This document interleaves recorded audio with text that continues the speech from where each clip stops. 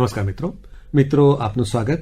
અને આજે ફરી એકવાર આપણા મહેમાન બનેલા એવા ડોક્ટર વંદના રામીનું પણ સ્વાગત. વંદનાજી નમસ્કાર. નમસ્કાર મિત્રો, યાદ અથવા તેમની ઓળખાણ તાજી કરાવી દઉં. તેઓ ગુજરાતીના પ્રાધ્યાપિકા છે અને ગુજરાતી સાહિત્યને ખરા અર્થમાં તેઓ માણે છે. આજે ફરીવાર એક પુસ્તક લઈને આવ્યા છે. તો વંદનાજી, આજે કયા પુસ્તકની વાત આપણે કરવાના છીએ? આજે મારે વાત કરવી છે ઈલા અરબ મહેતા કૃત 32 પૂતળીની વેદના. હવે કોઈ પણ પુસ્તક આપણે પસંદ કરીએ તો એ આપણી પસંદગીનું પુસ્તક બને, એની પાછળ આપણો કોઈક વિચાર હોય, ચોક્કસ પ્રકારની જે આપણે જે વિચારધારા વળેલા હોય એવી કોઈ વાત હોય. તો આ પુસ્તકની કઈ વાતને કારણે તમે આ પુસ્તકને પસંદ કરો છો? આ પુસ્તક ખાસ કહું ને તો ગુજરાતી સાહિત્યમાં નારીવાદના પગરણ આ પુસ્તકથી થયા. 1982માં પ્રકાશિત થયું. એની પહેલા ઘણા સર્જકોએ નારીને કેન્દ્રમાં રાખીને કૃતિઓ ઘણી બધી લખાઈ છે. પણ શું નારી કેન્દ્રમાં હોય એ નારીવાદી કૃતિ કહેવાય? આ એક પ્રાણ પ્રશ્ન છે.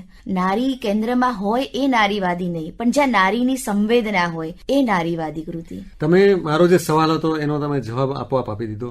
એટલે હું એ જ પૂછવાનો હતો કે કયું પુસ્તકને તમે નારીવાદી પુસ્તક કહો, પણ તમે કહ્યું કે જે પુસ્તકની સંવેદનામાં નારી હોય એને આપણે નારીવાદી પુસ્તક કહીએ. બિલકુલ. તો તમારી દ્રષ્ટિએ જે બીજા પણ અમુક નારીવાદી પુસ્તકો જેને આપણે નારીવાદી પુસ્તક કહી શકીએ, એવા બીજા એકાદ બે પુસ્તકોની પણ વાત અમસ્તી ખાલી ઉલ્લેખ કરશો? જી બિલકુલ. 1985માં પ્રકાશિત થયેલી કુંદનિકા કાપડિયા બેનની 7 પગલા આકાશમાં, બરોબર, એ પ્રકાશિત થઈને એટલી બધી વાચાળ બની, એટલી બધો ઉહાપો જગવ્યો કે લગભગ લોકો એવું જ માને છે કે આ ગુજરાતી સાહિત્યની પ્રથમ નારીવાદી કૃતિ છે. પણ એની પહેલા ઈલાબેને 1982માં આ 32 પૂતળીની વેદના લખીને ઓલરેડી પગરણ તો ત્યાં કરી જ દીધા હતા. એટલે આ કૃતિને નારીવાદી કૃતિ તરીકે પહેલી કૃતિ આપણે ગણી શકીએ. જી. તો આમાં ફક્ત વેદનાની વાતો છે? ના, વેદના છે, સમાધાન પણ છે. પુરુષ વિરોધી વલણ નથી. સ્ત્રી અને પુરુષ સંસારના બે પૈડા છે અને આ રથ ચલાવવો હોય તો કોઈ એક વગર નહીં ચાલે, એવી સમાધાનકારી વલણ લઈને લેખિકા આવી રહ્યા છે. તો હવે આ પુસ્તકમાંથી તમને જે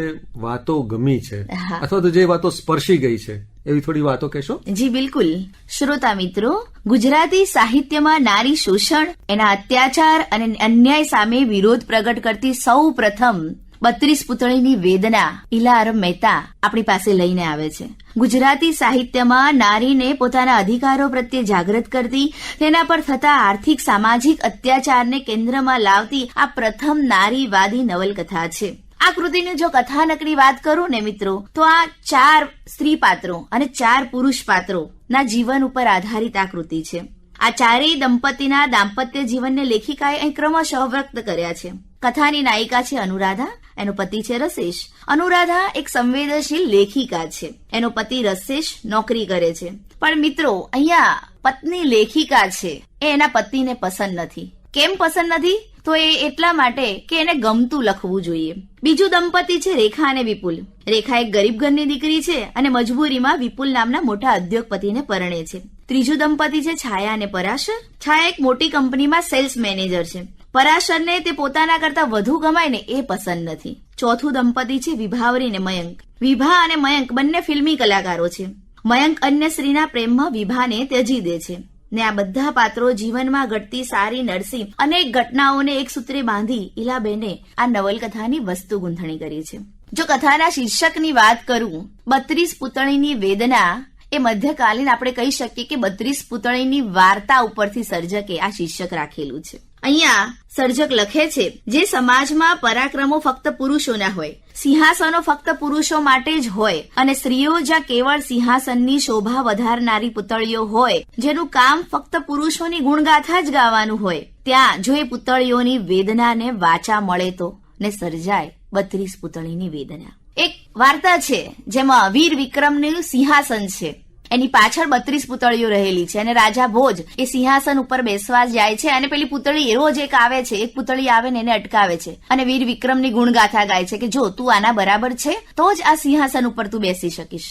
અને આવી ગુણગાથા એ 32 પૂતળીઓ વિક્રમ રાજાની ગાય છે, પોતાની વેદના નથી વર્ણવતી. આ વિધાનોને, આ 32 પૂતળીની વેદનાને કેન્દ્રમાં રાખીને લેખિકાએ અહીંયા વાત કરી છે. અનુરાધા એક બંધન છૂટ્યા નામની એક સરસ મજાની નવલકથા લખે છે. એમાં પણ વેદનાની વાત છે, વિધવા સ્ત્રીના શારીરિક આવેગોની વાત છે જે એના પતિને ગમતી નથી અને આવું ન લખ એમ કહીને એને અટકાવી દે છે. આ અનુરાધાને નજીકમાં સમયમાં તેડું આવે છે સદગુણા સદનથી એક આર્ય નારી હિતવર્ધન મંડળના શાસ્ત્રીજીનું, અને શાસ્ત્રીજી ઈચ્છે છે કે તે એક નાટક લખી આપે. આ નાટક કેવું હોય મિત્રો, નાટકો તો અનેક હોય છે, પણ સ્ત્રીઓને કેવા નાટકો કરવા જોઈએ? તો શાસ્ત્રીજી એના માટે કહે છે કે અનુરાધા એક એવું નાટક લખી આપવાનું છે જે નાટકમાં સ્ત્રી પતિવ્રતા હોય, અનસુયા અને સાવિત્રી જેવી, કુંતા માતા અને ગાંધારી જેવી. અનુરાધાને રામાયણ ઉપર એક નાટક લખવાનું છે અને જે લખવા પોતાની તૈયારી પણ બનાવે છે. અને આ નાટકના 4 સ્ત્રી પાત્રો એટલે કૈકેયીનું પાત્ર ભજવનારી રેખા, વિનોદિની જે કૌશલ્યા બનવાની છે, અને છાયા જે સીતા છે, અને વિભાવરી જે મંથરાનું પાત્ર ભજવવાની છે. છાયા એક સેલ્સ મેનેજર છે મિત્રો. એના પતિ પણ એ જ કંપનીમાં નોકરી કરે છે, પણ એને બઢતી મળે છે અને એ બઢતી મળે છે, એનો પગાર વધે છે. એના પતિનો પગાર ઓછો છે અને છાયાનો પગાર વધારે છે. આ પતિથી ખમાતું નથી. એ જરાક ઘરે આવતા મોડું થયું છે છાયાને, એને કહી દે છે કે બહુ મોડું થયું, કઈ ઘરે આવું ત્યારે એક કપ ચા પીવડાવવા પણ તું હાજર ન હોય. અને જ્યારે છાયા એનો વિરોધ કરે છે ત્યારે એ પુરુષનું પુરુષપણું કેવા સંવાદોમાં આવે છે. શટાપ, તું શોની હોશિયારી કરે છે? શું હું નથી જાણતો કે તારા બોસે તને સેલ્સ મેનેજર શા માટે બનાવી છે? રોજ લટકા મટકા કરીશું તારા સગલાને તું બતાવવા જાય છે, હું આ બાબત નથી જાણતો? અને ત્યાં પેલી સ્ત્રી ડઘાય છે. અત્યાર સુધી જાળવી રાખેલો સંયમ ત્યાં તૂટી જાય છે. નોકરી છોડવાનું વિચારી લે છે. અને બીજી છે વિભાવરી. વિભાવરી એક ફિલ્મી કલાકાર છે. એનો પતિ પણ સાથે ફિલ્મોમાં નોકરી કરે છે. એક સુંદર યુવાન ગીતા નામની સુંદરી પ્રત્યે એનો પતિ જરાક એના પ્રેમમાં પડે છે હિરોઈનના. અને આવીને વિભાવરી એને કહી દે છે કે હું તને છોડીને જઈ રહ્યો છું, આ ગાડી ઘર બંગલા બધું તારું, પણ હું અન્ય સ્ત્રીની સાથે હવે રહેવાનો છું. આનાથી કે તારા ચરિત્રને થોડું કલંક લાગવાનું છે. અને વિભાવરીને છોડી દે છે. રેખા ગરીબ મા બાપની દીકરી છે. એની માં બીમાર છે સેનેટેરિયમ હોલમાં, એને મળવા જવું છે, પણ એનો ઉદ્યોગપતિ પતિ એને જવા દેવાની ના પાડી દે છે. અને પોતાને રેખા એ વિપુલનો શિકાર થઈ છે, મા બાપ ને ભાઈથી અલગ રહેવાનું છે, આ એનાથી ખમાતું નથી. દરેક સ્ત્રી પાત્રો કશુંક ના કશુંક પોતાની વેદનાઓની વાતો અહીં કરે છે. સ્ત્રીની વેદના કઈ નાની સૂની નથી અને આજકાલની નથી. આ વાત કોઈ 1982ની કેવી નથી. આ વાત આજે પણ એટલી જ લાગુ પડે છે મિત્રો.